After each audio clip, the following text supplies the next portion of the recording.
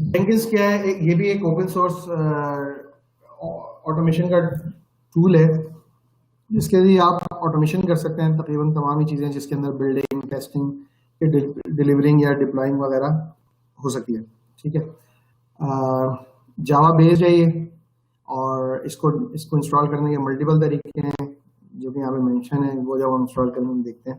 अच्छा, CI integration और continuous delivery इन दोनों के लिए यूज होता है। इंटीग्रेशन क्या है? कंटिन्यूस इंटीग्रेशन कि डेवलपर्स क्या कर रहे हैं कि अपने कोड के अंदर चेंज कर रहे हैं, जो भी चेंजेस कर रहे हैं और फिर रेपो पे भेज देते हैं। उसके बाद जो है वो, अगर आपने ये सिस्टम बनाया हुआ है तो वो जो भी चेंजेस हैं वो रिफ्लेक्ट होकर उसकी बिल्ड बन जाती है, ताकि उसके ऊपर जो भी टेस्ट करने हैं आपने या QA वगैरह करना है वो सब परफॉर्म होगा। अच्छा, जेंकिंस जो है वो बताते खुद कुछ काम नहीं कर रहा, मेनली इसके अंदर बहुत सारी प्लगइन्स होती हैं जो ये काम कर रही होती हैं। मतलब गिट के ऊपर काम कर रहे हैं तो गिट से रिलेटेड प्लगइन आप इंस्टॉल करेंगे। अमेज़न के ऊपर अगर आप काम होगा EC2 वगैरह, तो उसकी अलग होती है। मेमन एक अलग प्लगइन है। ठीक है, अगर आप लोगों ने एक चीज वो देखी हो, AWS के अंदर इलास्टिक बीन होता है, ठीक है, पैस के तौर पे जो यूज होता है, उसके साथ इसकी जेंकिंस की डायरेक्ट इंटीग्रेशन हो जाती है। जिसका मतलब क्या है कि अगर आपके पास वहां पर इलास्टिक बीन के ऊपर सर्वर चल रहा है, लेट्स से डॉकर का चल रहा है, लेट्स से या जावा का चल रहा है, तो आपकी बिल्ड जो है वो डायरेक्टली उसके ऊपर ऑटोमेटिकली इंस्टॉल हो जाएगी। ठीक है, बिल्ड भी कर लेगा, टेस्ट भी कर लेगा और आगे ये भेज देगा। बहुत ज्यादा इसके अंदर प्लगइन्स हैं जो हर यूज केस के अंदर आप डिफरेंट यूज कर सकते हैं।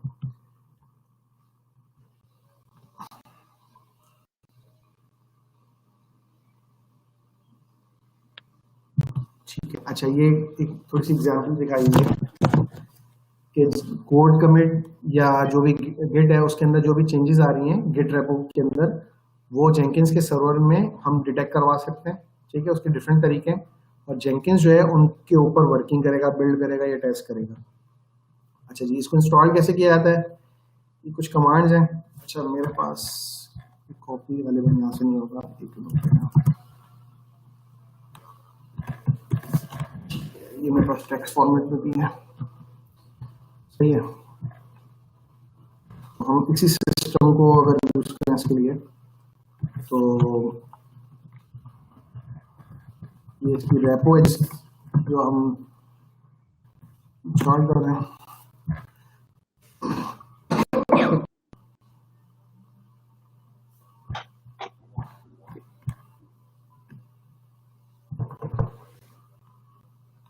ठीक है, अच्छा, मैं अपडेट के बगैर इसको चलाने की कोशिश करता हूँ क्योंकि उसके अंदर गालिबन ज़्यादा टाइम ले लेगा ये।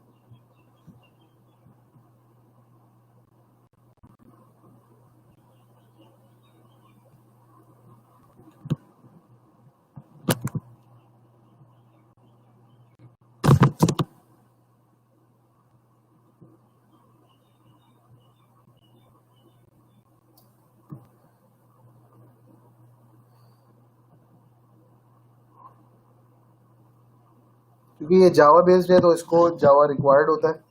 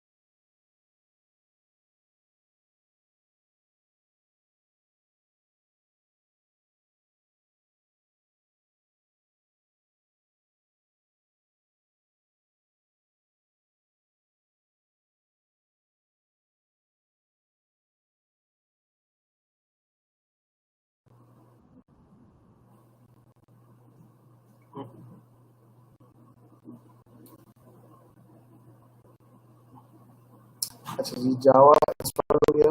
अब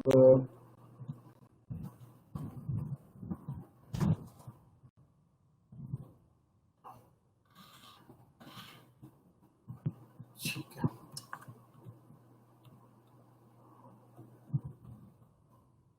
यहाँ पर एक कमांड लिखी हुई है कि अगर गेट अगर आपके पास इंस्टॉल नहीं है ऑलरेडी तो आप इसको इस कमांड के जरिए इंस्टॉल कर सकते हैं। हमारे पास गेट तो है ऑलरेडी। डब्ल्यू गेट की जो है वो डब्ल्यू गेट की जो कमांड है वो गालिबन इसमें नहीं होगी क्योंकि हमने मिनिमम पैकेज के साथ इंस्टॉल किया इसमें। तो ये देखें ये डब्ल्यू गेट इंस्टॉल कर रहा है,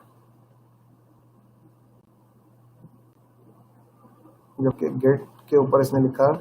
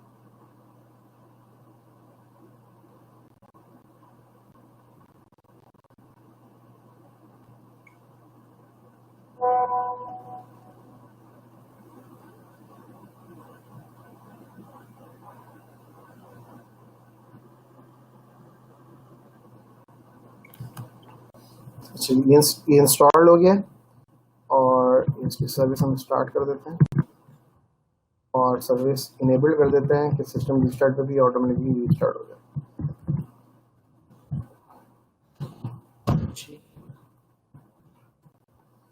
और फायरवॉल अगर है तो मैं इसकी पोर्ट ऐड कर देते हैं।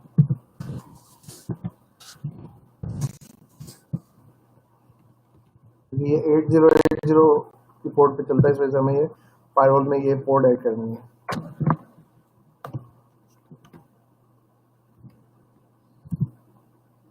ठीक है, ये इंस्टॉल्ड हो गया हमारा और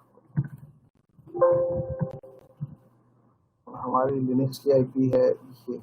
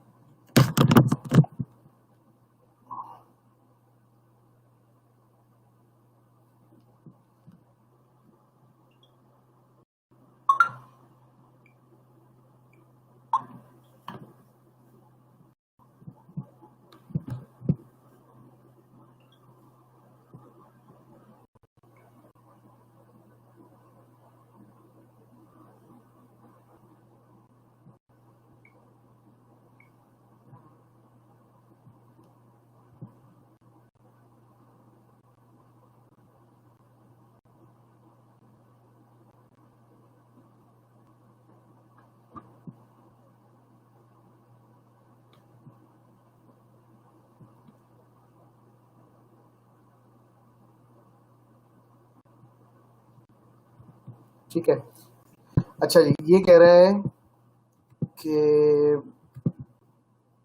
इसका एक एडमिनिस्ट्रेटिव पासवर्ड है जो बाय डिफॉल्ट फर्स्ट इंस्टॉलेशन पे ये इस फाइल के अंदर इसका पासवर्ड मौजूद होता है, वो प्रोवाइड करें। तो हमने ये पासवर्ड निकाला यहाँ से और जो भी पासवर्ड है ये हमने इसमें इसको प्रोवाइड कर दिया।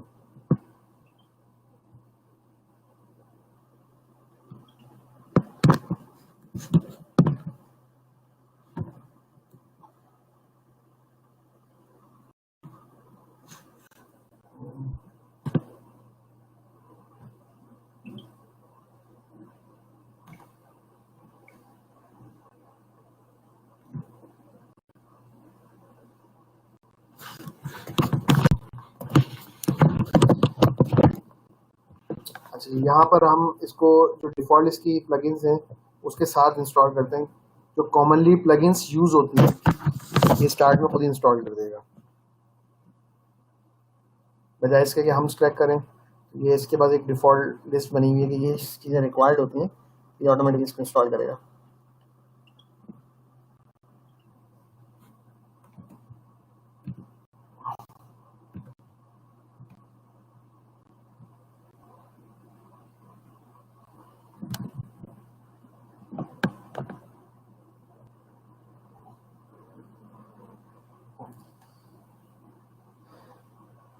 अच्छा, मुझे तो ये भी कंफर्म नहीं है कि मैक के लिए जेंकिंस मुझे इसका आइडिया नहीं है। दो चीज़ें हो सकती हैं, हो सकता है जेंकिंस जो है मैक के ऊपर इंस्टॉल हुआ, या हो सकता है वो वेब बेस्ड हो और उसको थ्रू मैक जो है वो एक्सेस कर किया जा रहा हो। तो सपोर्ट तो हो कि आप हाँ, किया नहीं है। हाँ, क्योंकि जावा बेस्ड हो तो वहाँ पे भी इंस्टॉल हो जाएगा। तो लेकिन वो ऑपरेटिंग सिस्टम वो तकरीबन जो फेमस है वो तकरीबन सब पे यूज़ हो जाता है। मैक पे हमें कभी किया नहीं है, तो चेक करना पड़ेगा कि मे भी सपोर्टेबल है या नहीं। मैक भी गालिबन जावा सपोर्ट करता होगा, तो अगर तो वो उस पर चलता होगा। प्रीरेक अगर उसकी फुलफिल करती होगी तो हो जाएगा।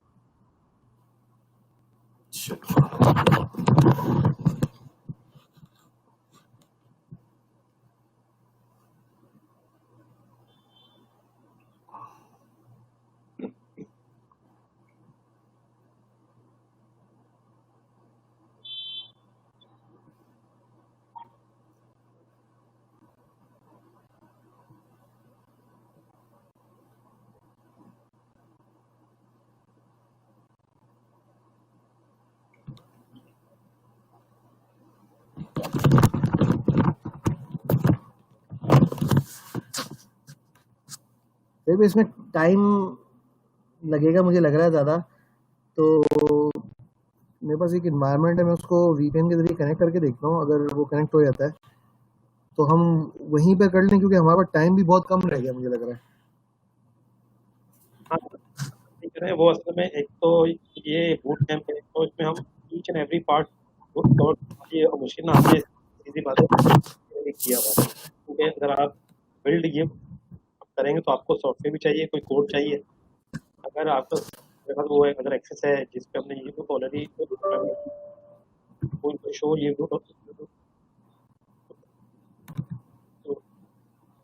करवा दें तो मे बी हो जाएगा, क्योंकि हमारे पास सोर्स कोड नहीं है जिस पे आप बिल्ड वो करवा सकें।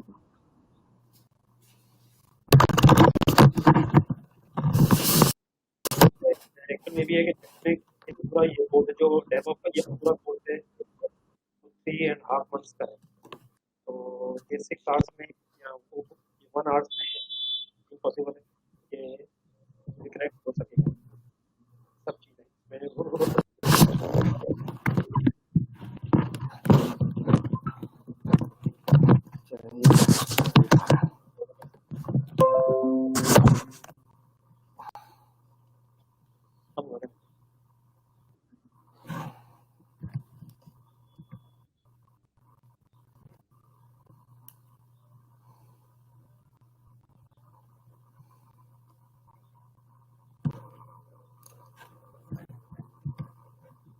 अच्छा जी, ये मैंने एक जेंकिंस को एक्सेस किया है जो हमारे पास एक जगह लाइव एनवायरनमेंट में चल रहा है, ठीक है, क्योंकि इसमें मुझे लग रहा है ज़्यादा टाइम भी लगेगा और बिल्कुल बेसिक चीज़ें होंगी, तो मैं इसमें आपको ऑलरेडी जो चीज़ें हमारे पास मौजूद है जिस पे हमने काम किया है ये मैं आपको दिखा देता हूँ ताकि आप लोगों को एक आइडिया भी हो जाए। ये बिल्ड का ये पार्ट चल रहा है। ठीक है, तो ये जेंकिंस की स्क्रीन है।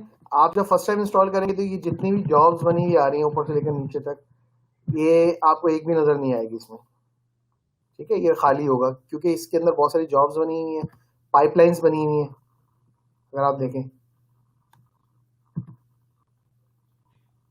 ठीक है। इसको मैं थोड़ा सा एक्सप्लोर कर देता हूँ ताकि आप लोगों को भी आइडिया हो जाए कि ये किस तरह से काम करती है। अच्छा, ये क्लाइंट टू क्लाइंट वेरी भी कर सकता है कि भाई उनकी क्या रिक्वायरमेंट, तो मैं आपको थोड़ा सा इसका एक आइडिया दे देता हूँ ताकि आपको समझ में आए कि इसमें हो क्या रहा है।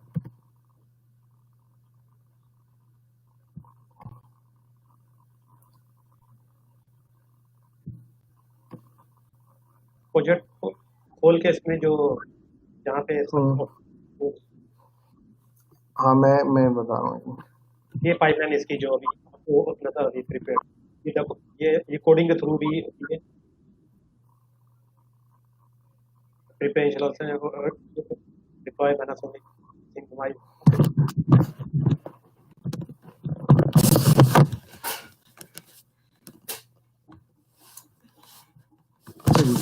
इसको अगर हम देखें तो इसके अंदर आपको 3 स्टेजेस नज़र आ रहे हैं, ठीक है। ये कोई स्पेसिफिक रिक्वायरमेंट थी क्लाइंट की, उसके मुताबिक बनाया है। मैं इसको थोड़ा सा स्ट्रक्चर बता देता हूँ कि क्या है।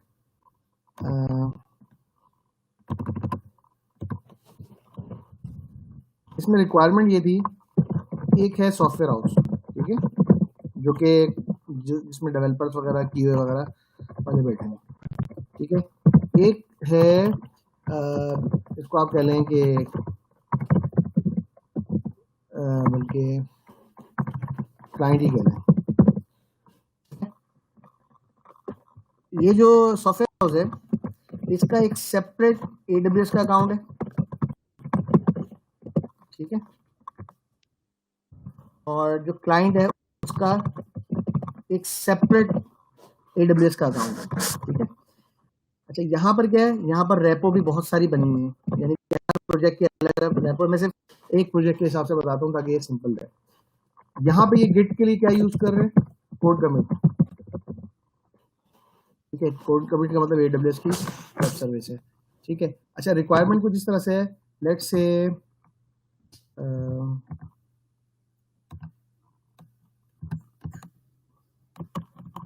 कि रेपो है, जैसे हमने यहाँ रेपो बनाई थी,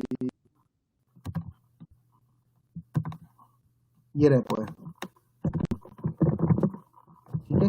ये हम बात कर रहे हैं जो पहला AWS का अकाउंट है, ठीक है, और उसके अंदर एक रेपो बनी हुई है। उस रेपो के अंदर मल्टीपल ब्रांचेस हैं, मास्टर और लेटेस्ट कह लें, ठीक है।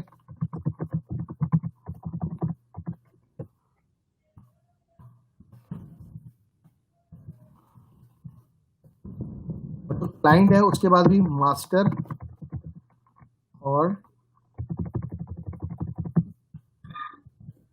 लेटेस्ट ब्रांच बनी हुई है, ये वहाँ पे लेटेस्ट मास्टर है, ठीक है। अब यहाँ पर काम करने का तरीकाकार क्या है कि जो डेवलपर है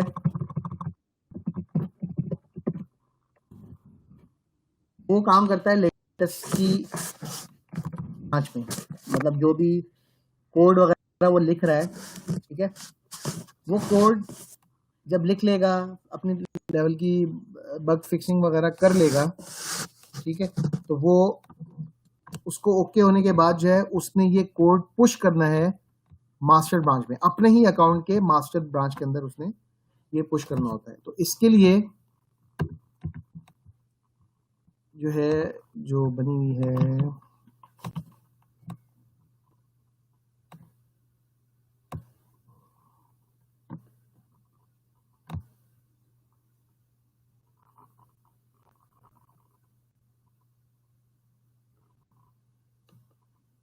आप लोगों को ये बता दूं, ये सारा GUI बेस भी नहीं है, इसमें कोड भी प्रिपेयर करना पड़ता है। तो बेसिकली इसकी एक अपनी लैंग्वेज समझ लें, एक स्टेप समझ लें, स्टाइल समझ लें, तो करने का। जॉब्स खोल खोल कर दिखा देता हूँ ताकि थोड़ी सी आसानी हो जाए।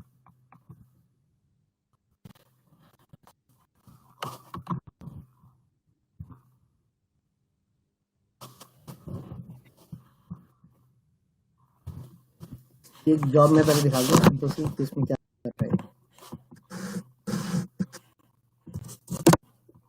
अगर किसी ने Node.js वगैरह पे काम किया हुआ है, डेवलपर है, तो उसको थोड़ा सा आइडिया हो जाएगा कि क्या काम हो रहा है, ठीक है। अच्छा,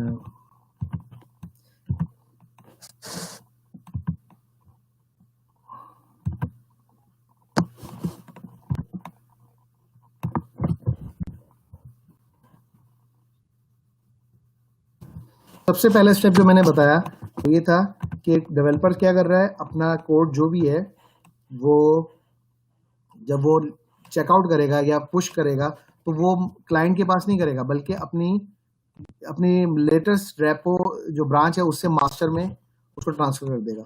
वो कैसे होगा, उसके लिए हमने जॉब बनाई, ठीक है। जो फाइनल शेप में तो हमें ये नजर आ रही है, ये एक्चुअल में उसके पीछे बहुत सारी छोटी बड़ी जॉब्स बनी हुई है। इसको अगर आप देखें तो इसके अंदर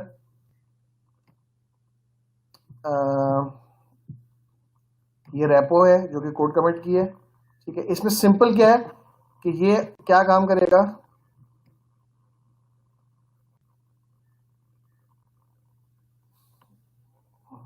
ये दो ब्रांचेस के नाम आ रहे हैं, एक मिनट अगर मैं इसको मजीद कंफर्म कर लूं, दो जगह जाता है। सॉरी। अच्छा, पहला काम क्या है,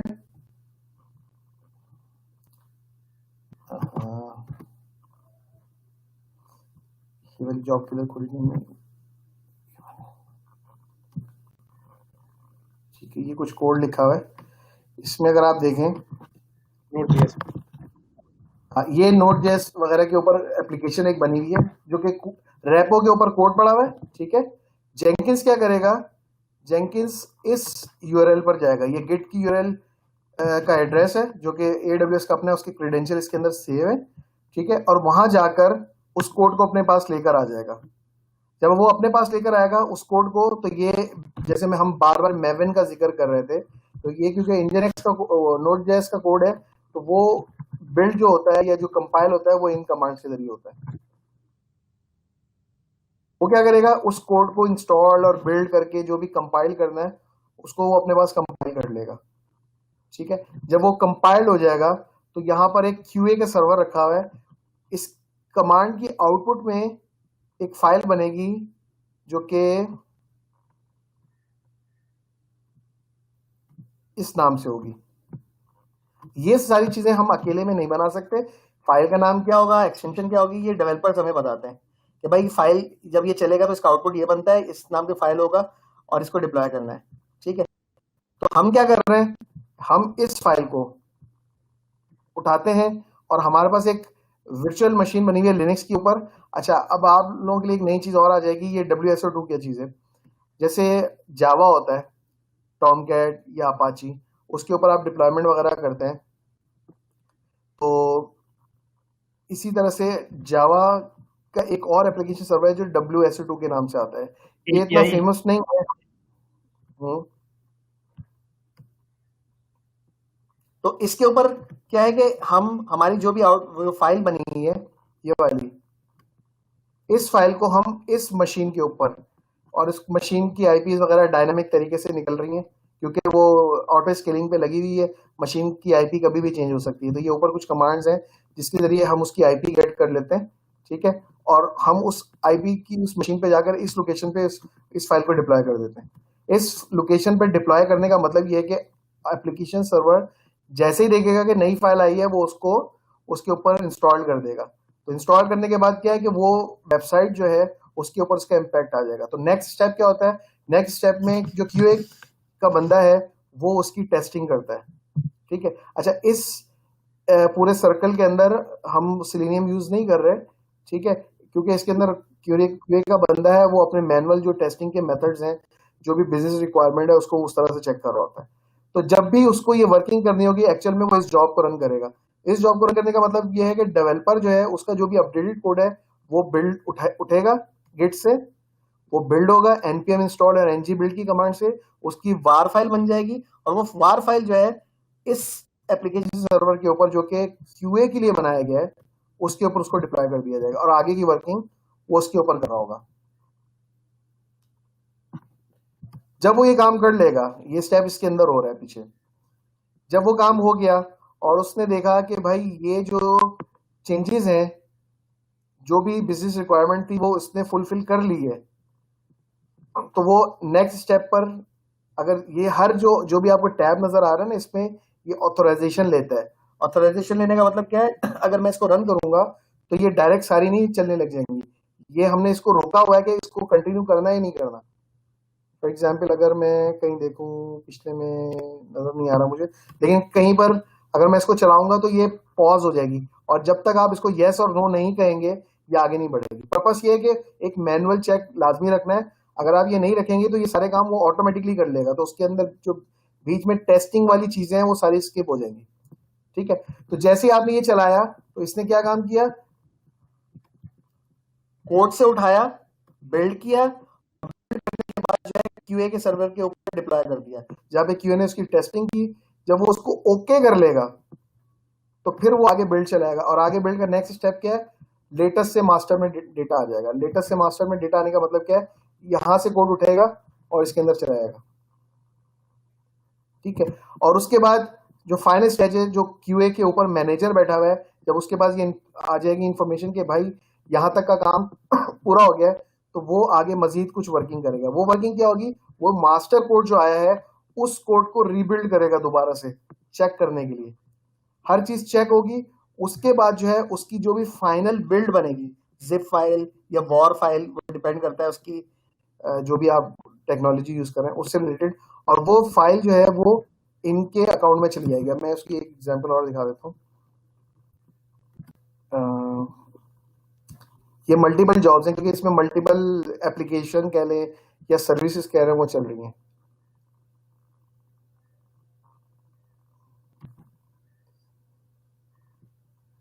अगर मैं इस वाली को खोलूं जो मैंने अभी बताया लेटेस्ट से मास्टर में लेके आ रही है,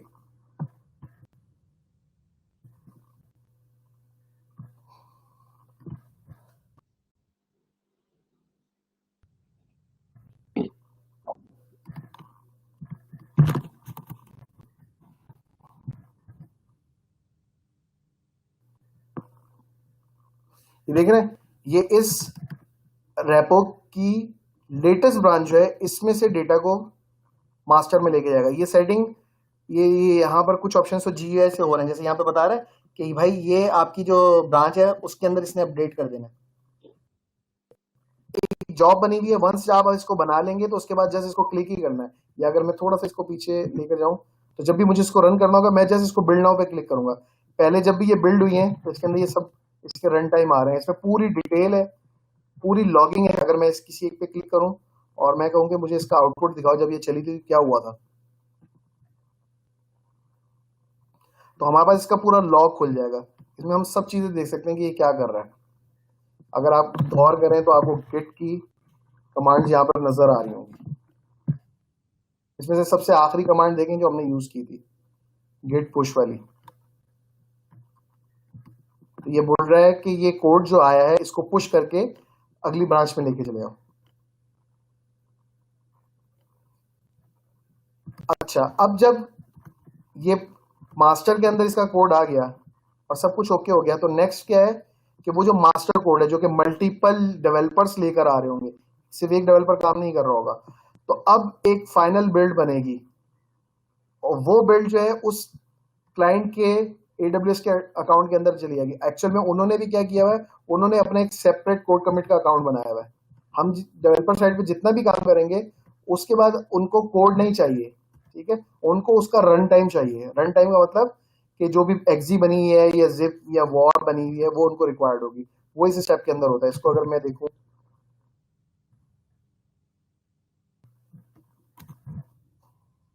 उसमें वो लोग अपने सिक्योरिटी के कंसर्न वो चेक करते हैं कि इसमें कोई वीक एरिया तो नहीं है, कोई लॉगिंग का एरिया नहीं आ रहा, हार्ड कोड नहीं हो रहा। वो इस टाइप की अपनी वो सिक्योरिटी के रन टाइम से वो गुजारते हैं ये सारा पूरा चीज सिस्टम। उनका एक अपना ये सिक्योरिटी। लॉजिक लिखी हुई है, काफी बड़ी है। जी बहुत बड़ी है, ये आसान नहीं है। मतलब इसमें 1 घंटा या 2 घंटे से पूरा हफ्ता हफ्ता चाहिए होता है उनकी रिक्वायरमेंट को समझना, उसको उसी को फॉलो करना। ये सब कोडिंग के थ्रू भी होता है और यूआई के थ्रू भी होता है, दोनों चीजें साथ साथ करनी पड़ती अच्छा, ये जो स्पेसिफिक बिल्ड है ये आगे डॉकर की फॉर्म में पुश होगी। डॉकर का मतलब जो हम है। आगे देखेंगे कि ये डॉकर की फाइल बना रही है। अगर आप गौर करें तो इसमें आपको नजर आ रहा है ये डॉकर की फाइल लेके आ रही है, कुछ मजीद फाइल लेके आ रही है। मेन चीज क्या है, बहुत सारी जो मल्टीपल फाइल्स बन रही हैं वो सारी की सारी जिप हो जाती हैं, ठीक है। जिप होने के बाद क्लाइंट का जो गिट का अकाउंट है कोड कमिट का, वहां पर ये पुश हो जाती हैं।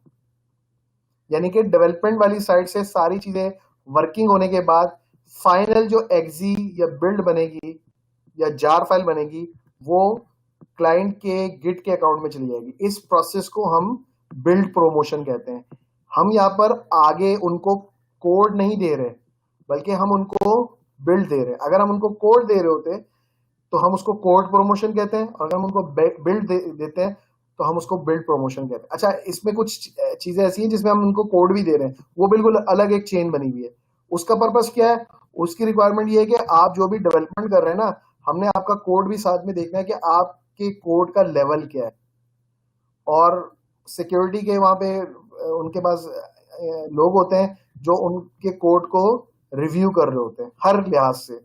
कोड का स्टैंडर्ड क्या है, क्या फॉलो हो रहा है नहीं हो रहा, या फिर कोड में कोई इस तरह की वीकनेस तो नहीं है जिसकी वजह से कोड को हैक किया जा सकता है या एप्लीकेशन को हैक किया जा सकता है।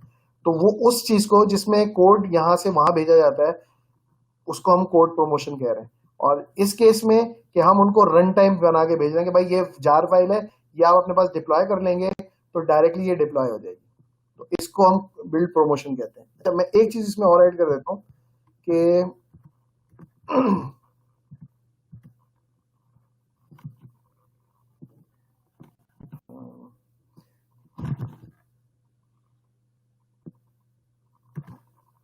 ये वाली देखते हैं। इसमें क्या है कि आपका कोड जो है वो गिटहब से उठेगा, ठीक है, पहला स्टेप सही है। और दूसरा वो बिल्ड होगा, ठीक है, जिस मेथड से भी, क्योंकि ये नोड जेएस है, इसे से ये इसमें बिल्ड।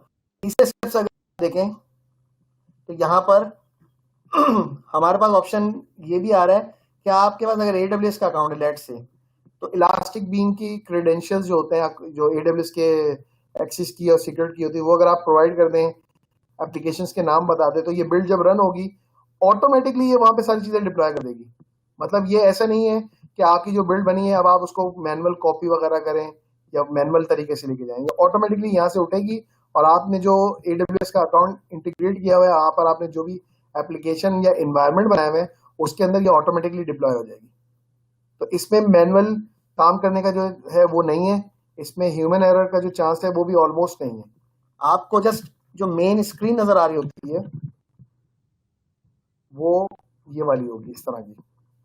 डिपेंड करते हैं, आप हो सकता है कि आप सिंपल एक जॉब बनाए, सिंपल जॉब बनाने का मतलब ये जॉब बनी हुई कोई ना कोई जैसे, और आप जब भी इसको रन करना चाहेंगे आप जैसे इसको रन कर दें, बिल्ड नाउ, तो ये अपनी वर्किंग करनी। अच्छा, एक और एग्जांपल मैं आपको दिखा देता हूँ जिसमें ये मैवन का जिक्र तो आ रहा है बार बार, लेकिन हमें मैवन नजर नहीं आया इसमें।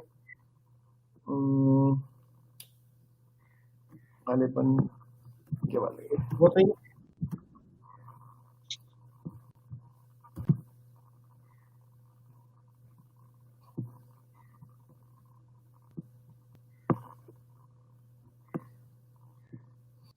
ये देखें, ये क्या हो रहा है इसमें। पहले लेवल में क्या है, गेट से आपका डेटा या जो भी कोड है वो उठ कर आएगा।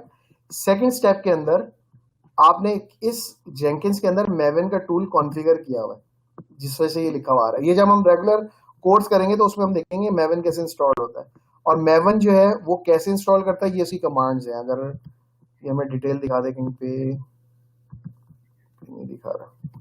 ये ना क्लीन इंस्टॉल, हाँ, ये लिखा हुआ था, लेकिन मैं चाह रहा था कहीं पे इसकी डिटेल अगर नजर आ जाए। बहरहाल अगर आप नेट पे थोड़ा सा देखेंगे कि मैवन किस तरह से क्लीन का क्या मतलब होता है, इंस्टॉल का क्या मतलब है, ये एक डेवलपर जो रेगुलर काम कर रहा होता है उसको इस चीजों के बारे में ज्यादा पता होता है। बहरहाल इन कमांड्स का सिंपल मतलब ये है कि ये जो भी सोर्स कोड है ये इसको कंपाइल करेगा और इसकी जो भी बिल्ड है वो बना के रख देगा। जैसे इस केस के अंदर ये जो बिल्ड बना रहा है वो कार और जार फाइल बना रही है, देखें।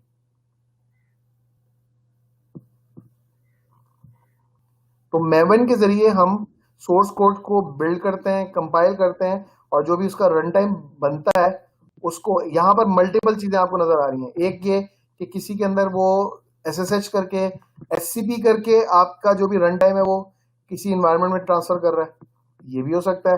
किसी में आपके पास अगर इलास्टिक बीन टाइप की चीज चल रही है तो वो भी हो सकता है। लेट से आपके पास चल रहा है टॉमकैट टाइप की चीज, तो उसका ऑप्शन भी यहाँ पर इसके अंदर ऑप्शंस अवेलेबल है।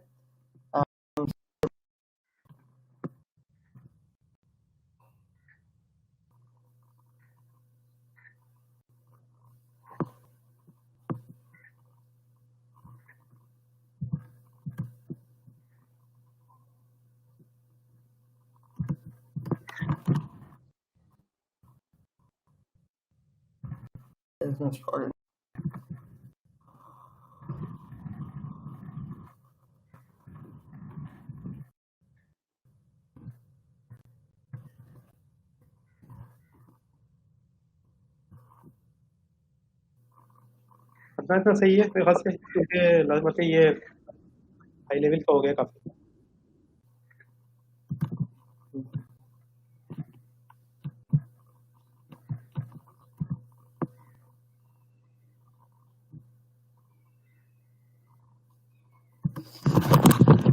ठीक है,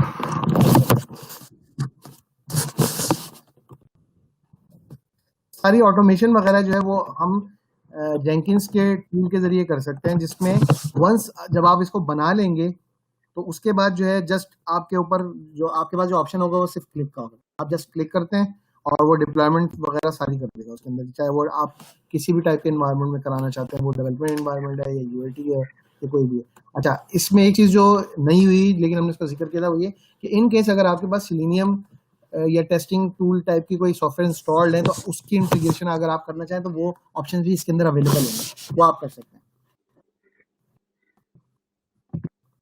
टाइम स्पेंड होगा तो इस वजह से ये एक्सपर्टीज आएगी। मतलब ये ऐसा नहीं होता कि आप एक दिन में या एक एक ट्रेनिंग में सब कुछ सीख जाएंगे। ये थोड़े से एडवांस लेवल की चीज़ें हैं जो टाइम टू टाइम रिक्वायरमेंट के ऊपर आता है। वहाँ पर भी रिक्वायरमेंट आई थी और हमने इसका टाइम अच्छा, ये देखिए किसी ने बिल्ड रन की है अभी 11 बजे का टाइम इसलिए आ रहा है क्योंकि ये GMT के हिसाब से चल रहा है 0 पे, तो ये किसी ने रन किया है।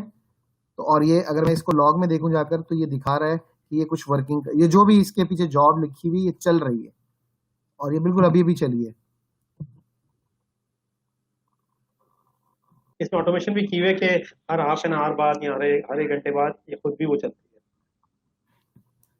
डिपेंड करता है कि आपकी क्या रिक्वायरमेंट है।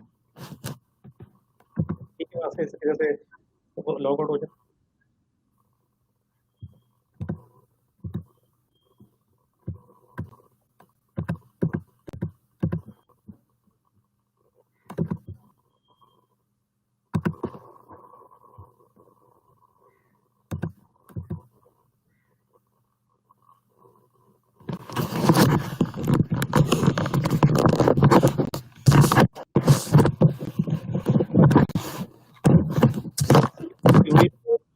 क्वेश्चन को शेयर कर लें।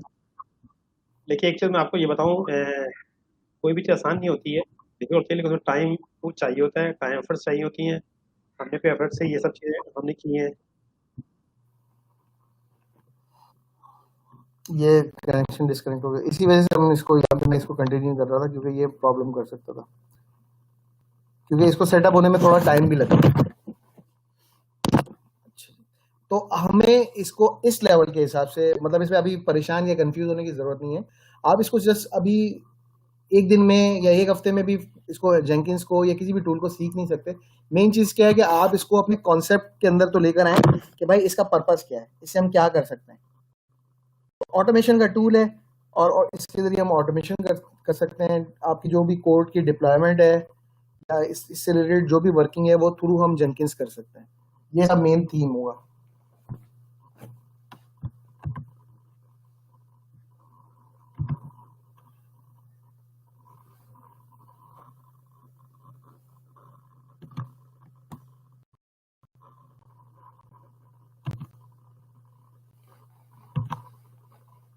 ठीक है, ये बेसिक कॉन्फ़िगरेशन यहाँ पे दिखा रहा है कि आपने मेवन कैसे सिलेक्ट करना है वगैरह वगैरह।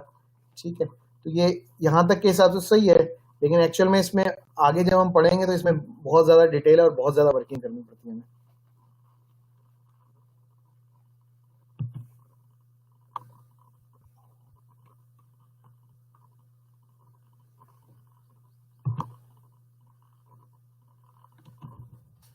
डॉकर पे हम आते हैं।